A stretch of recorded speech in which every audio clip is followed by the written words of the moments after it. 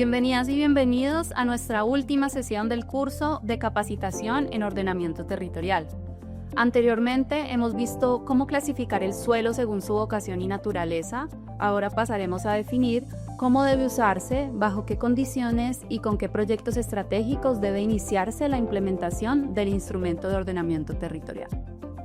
Con esta ruta vamos a entender cómo el ordenamiento no solo se queda en ideas generales, sino que se convierte en una herramienta práctica y aplicable. Si la clasificación nos dice qué tipo de suelo tenemos, urbano, urbanizable o rural, la calificación de usos nos indica qué actividades pueden realizarse en cada lugar con dos propósitos esenciales. Primero, evitar conflictos entre actividades incompatibles, como es el caso de las industrias contaminantes cerca de áreas residenciales. Y segundo, promover un desarrollo equilibrado, asegurando que cada espacio del territorio aporte de manera coherente al modelo de ocupación definido desde la visión. La Ley 368 del 2022 habilita 7 grandes calificaciones de usos que nos dicen qué actividades son prioritarias en cada parte del territorio. En la calificación de usos urbanizados encontramos la ciudad consolidada, con vivienda, comercio, equipamientos, industria, todo conectado por redes de agua, energía, saneamiento y movilidad. La calificación de costero marino se asocia a las franjas vinculadas al mar, donde se desarrolla la pesca, el turismo, la conservación ambiental y la investigación. Por otro lado, los servicios especiales son suelos destinados a grandes infraestructuras estratégicas, puertos, aeropuertos, presas, plantas de energía, rellenos sanitarios o mercados regionales. La calificación de uso agropecuario, por otro lado, corresponde a áreas rurales dedicadas a la agricultura y la ganadería, que sostiene la producción de alimentos y la economía campesina. Mientras que el uso forestal se asocia a territorios no urbanizables, donde el uso central es el manejo de bosques, ya sea para producción maderera o para conservar sus servicios ambientales como el agua o la regulación climática. Por otro lado, el minero corresponde a zonas no urbanizables en la que la actividad principal es la extracción de minerales metálicos y no metálicos. Finalmente, la calificación de áreas protegidas encuentra que el suelo no urbanizable tiene un valor natural, cultural o paisajístico tan importante que requiere un régimen especial de conservación, como es el caso de las áreas del Sistema Nacional de Áreas Protegidas. Para entender cómo funcionan las calificaciones de uso en la práctica, veamos el caso del Plan Especial de la Ciudad Colonial de Santo Domingo. En primer lugar, la ciudad colonial corresponde principalmente a la calificación de usos urbanizados que se enfocan en mantener la compatibilidad entre actividades residenciales, comerciales, industriales e institucionales, y de manera complementaria la ciudad colonial se conecta con el entorno costero del río Sama y el borde marino, lo cual introduce elementos de la calificación costero marino asociados principalmente al litoral urbano, turismo y conectividad del puerto de San Diego. En este caso podemos ver cómo un mismo territorio puede combinar distintas calificaciones de usos y asignar a cada solar un uso principal según la vocación y naturaleza de cada sector.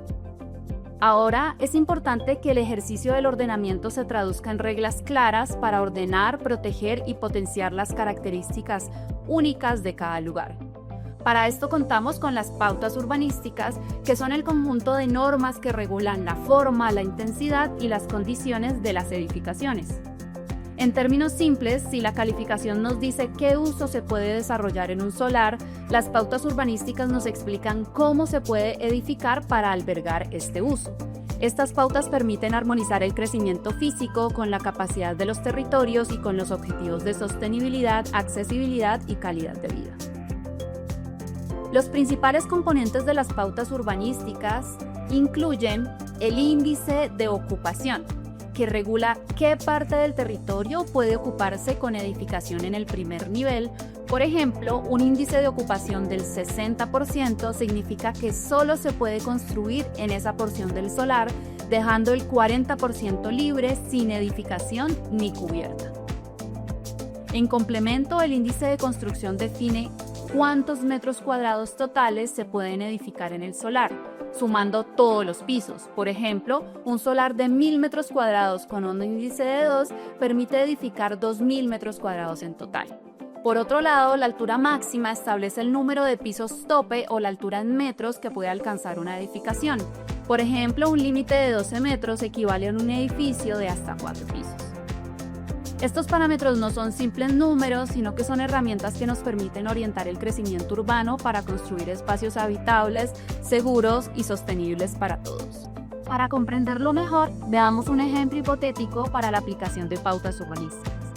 Iniciamos con un solar promedio de 400 metros cuadrados a cual se le ha asignado un uso residencial.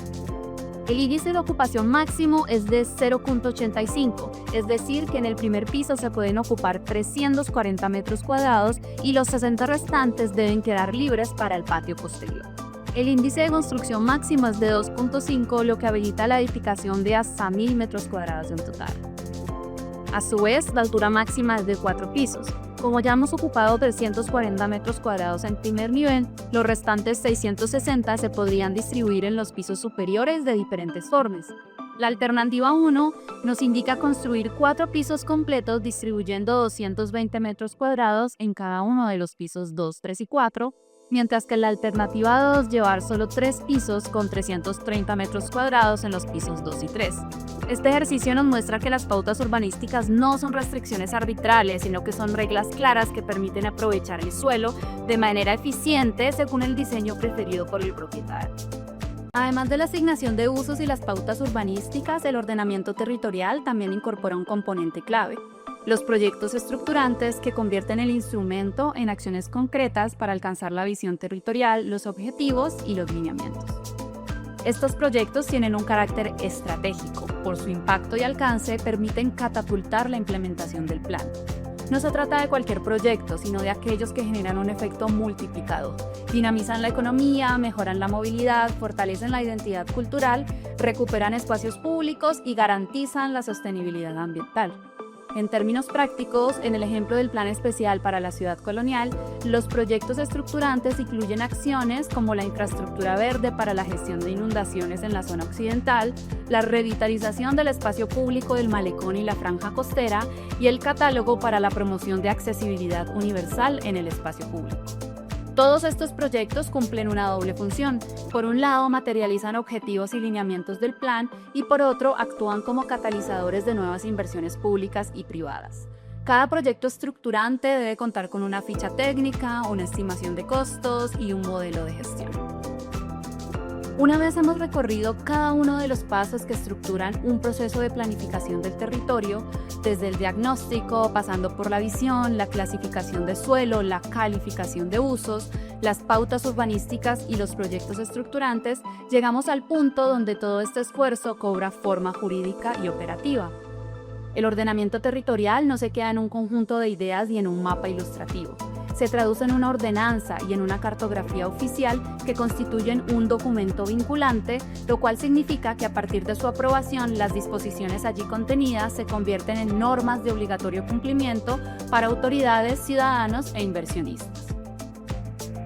Con esto llegamos al final de este curso. Ha sido un recorrido de aprendizaje colectivo en el que hemos comprendido que planificar el territorio es en el fondo un ejercicio técnico, institucional y ciudadano.